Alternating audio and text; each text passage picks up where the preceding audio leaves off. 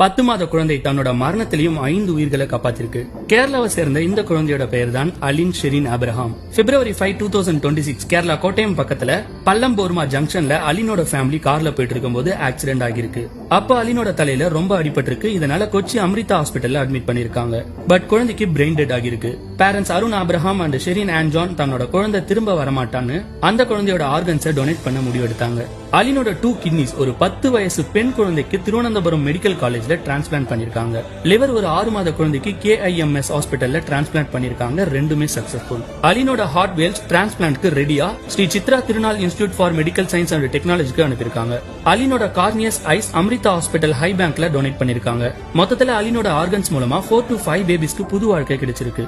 ஃபைனலா February 15, 2026 அலினை saint Thomas CSI church cemetery நெடுங்கடாப்பள்ளியில பரி பண்ணாங்க. அலின் இப்போ இல்லனாலும் அவள் 5 பேரோட ஹார்ட் பீட்ல இன்னும் உயிரோட தான் இருக்கா.